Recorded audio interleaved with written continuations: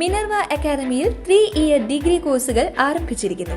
Medical lab technology, operation theatre technology, cardiac care technology, dialysis technology, hospital sterilisation (CSSD), radiology technology, optometry technology കൂടാതെ hospital management MBA കോഴ്സുകളും ആരംഭിക്കുന്നു.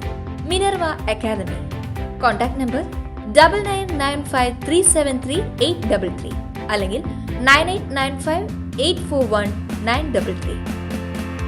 Minerva academy, skill and professional studies. പ്രമാദമായ ആറ്റിങ്ങൽ ഇരട്ടക്കൊലക്കേസിൽ ജീവപര്യന്തം തടവിന് ശിക്ഷിക്കപ്പെട്ട രണ്ടാം പ്രതി അനുശാന്തിക്ക് സുപ്രീം കോടതിയിൽ നിന്നും ജാമ്യം. ഒരു കണ്ണിന്റെ കാഴ്ച നഷ്ടമായ സാഹചര്യത്തിൽ ജാമ്യം നൽകണമെന്ന അനുശാന്തിയുടെ ആവശ്യം പരിഗണിച്ചാണ് കോടതി ജാമ്യം അനുവദിച്ചത്. വിചാരണ കോടതിക്ക് ജാമ്യ ഉപാധികൾ തീരുമാനിക്കാം.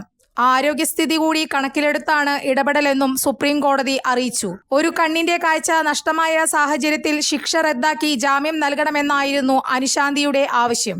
എന്നാൽ ശിക്ഷ റദ്ദാക്കണമെന്ന ഹർജി തീർപ്പാക്കിയിട്ടില്ല. ഈ ഹർജി തീർപ്പാകുന്നതുവരെയാണ് അനുശാന്തിക്ക് ജാമ്യം അനുവദിച്ചതെന്നും കോടതി വ്യക്തമാക്കി. 2014 ഏപ്രിൽ 16 ഉച്ചയ്ക്കാണ് സംസ്ഥാനത്തെ ഞെട്ടിച്ച ഇരട്ടക്കൊലപാതകം നടന്നത്. ടെക്നോ പാർക്ക് ഉദ്യോഗസ്ഥരും കമിതാക്കളുമായ നിനോ മാത്യുവും അനുശാന്തിയും ചേർന്ന് അനുശാന്തിയുടെ 4 വയസ്സുള്ള മകൾ സ്വാസ്തിക, ഭർത്താവിന്റെ അമ്മ ഓമന എന്നിവരെ കൊലപ്പെടുത്തിയെന്നാണ് കേസ്.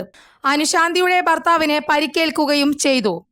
വിചാരണ കോടതി നിനോ മാത്യുവിന് വിധിച്ച വധശിക്ഷ 25 വർഷം തടവായി കുറച്ച ഹൈക്കോടതി അനുശാന്തിയുടെ ഇരട്ട ജീവപര്യന്തം ശരിവെക്കുകയായിരുന്നു. ഒരു കണ്ണിന്റെ കാഴ്ച നഷ്ടമായ സാഹചര്യത്തിൽ ശിക്ഷ റദ്ദാക്കി ജാമ്യം നൽകണമെന്നായിരുന്നു അനുശാന്തിയുടെ ആവശ്യം.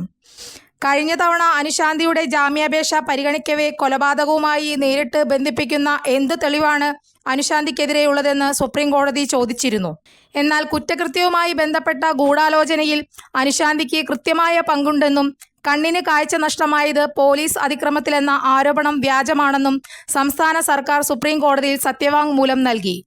കൂടുതൽ വാർത്തകൾക്ക് ഞങ്ങളുടെ ചാനൽ സബ്സ്ക്രൈബ് ചെയ്യുക. ഫേസ്ബുക്ക് ഫോളോ അപ്പ് ചെയ്യുക. വാർത്തകൾ വേഗത്തിലറിയാൻ Anytime News.